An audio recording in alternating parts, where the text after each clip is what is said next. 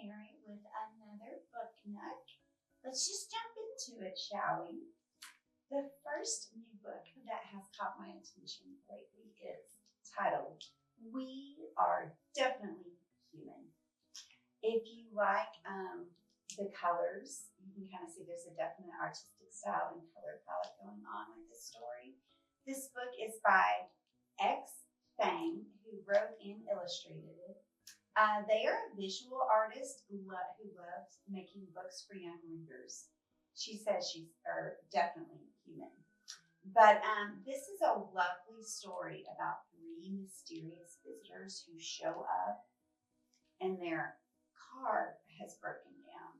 And Mr. Lee does what any kind human would do and helps them repair their car. It's really a story about kindness told in a very humorous way.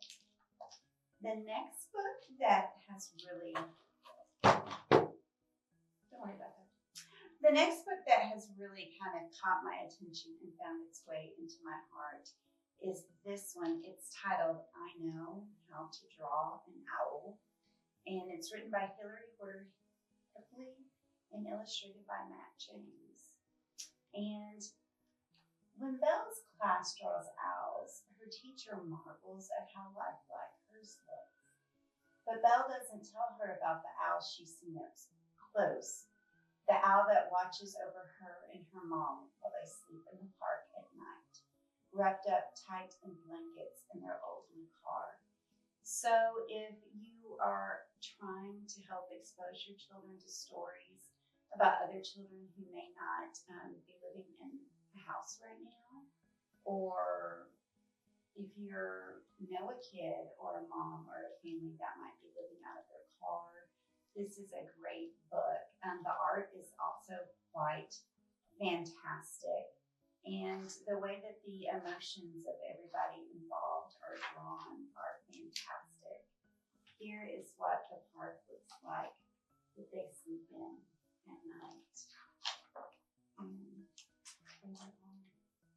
So for a story of resilience, kindness, and what it's like to be a little bit different from everybody else, I Know How to Draw an Owl is a pretty good book. The next one is Khadijah and the Elephant Toothpaste Experiment. I love the Elephant Toothpaste Experiment. It is so much fun. Khadijah wears a hijab and she goes to a science fair. Well, she doesn't wear one, but she knows that her mom wears one. And she wants to be a scientist like all the scientists that she saw at the science fair. But Khadijah notices that none of them are wearing a hijab like her mom. And Khadijah really ponders if she can grow up to be a scientist too, because she didn't see a scientist at the science fair that looked like how she knows she's going to look when she grows up. So she's at home and she decides to take matters into her own hands to see if she can be a scientist, and makes elephant toothpaste at home with some fantastic results. And so this is a great book about learning that you can do things, and that it's good to talk to your grown-ups because maybe you just haven't seen a picture of a scientist in a hijab. And it also talks about the important parts of seeing a scientist, like curiosity and safety. But anyway, Khadijah and the Elephant Toothpaste Experiment is here. It's currently found on our new bookshelf. It's a fun story, very heartwarming. This book, Just What to Do, written by Kyle Lukoff and illustrated by Hala Tahoub, the award-winning author of When Aiden Became a Brother. That's Kyle Lukoff there. This is a story about what to do when something sad happens to somebody that you care about. It's hard to know what to do. Some people might want hugs, some people might want jokes, some people might want a card. But how can you do the just right thing to help somebody who's struggling with grief when you don't know what that just right thing is? Because there's no one-size-fits-all approach to that. These illustrations are poignant. The story's text is straightforward, simple, but incredibly heartfelt. And And the story is ultimately one of hope, because even when the person who's sad doesn't know what to do, there's a friend there beside you to help figure it out together. Really sweet book. And I've had a lot of families lately come in and ask for resources and books about dealing with grief, either a kid's own grief or the grief of those that they care about. So Just What to Do is a great book for exploring that. It's Hard to Be a Baby is a funny book by Cheryl B. Klein and illustrated by Juana Medina. This book has a sweet sense of humor about it. And I say this all the time. I'm so glad that there's a book that says the same thing. It's really hard to be a baby. You're always being picked up and put down. You have to tell people everything and they don't understand you. Like, when you're hot, when you're hungry. And you try to tell people politely and they don't understand that you need something. And then before you know it, you have to cry. Oh my goodness, it's charming, it's hilarious. It talks about how hard it is to be a baby, but all the good things that are gonna come and things that are gonna change as that baby grows up. I mean, y'all, it is hard to be a baby. So this is a great book for caregivers and little ones, or big brothers and sisters, big siblings and little ones. It just kind of helps reframe how hard it is to be a baby, told with a loving sense of humor.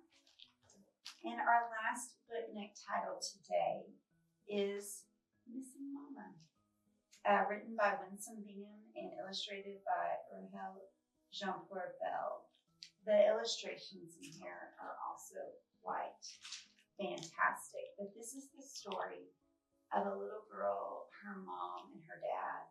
And this little girl's mom is a veteran, and she talks about what her mom was like before she went to war. She's been to Africa, Afghanistan, and Iraq.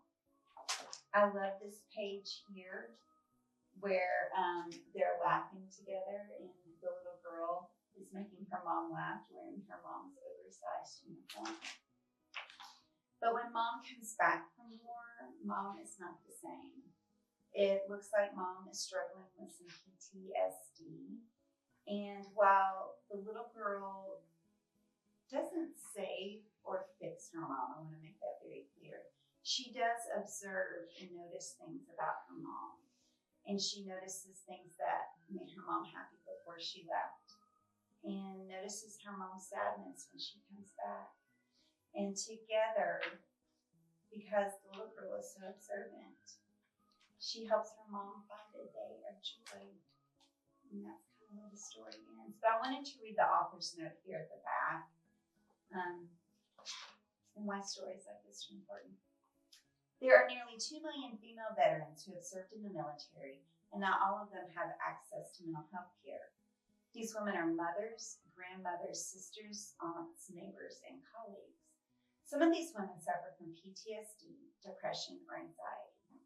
According to the Department of Defense, about 40% of active duty military members have children. America has consistently been at war since 2001. So for more than 20 years, many children have been born during wartime. Some of those children live in households experiencing highs and lows. This book is inspired by a true story, the author's story. This is not about a child saving a parent. It is about a child paying attention to their surroundings and the people in their lives. This is a beautifully told story, and one that might be really good if they're experiencing a parent coming back from an overseas deployment in the military. Thank you if you stuck it out through this booknook this long. We have so many stories to share at the library, and I hope that if you're looking for one, you will come see what your library has to offer online or in person. Y'all have a great day. Bye.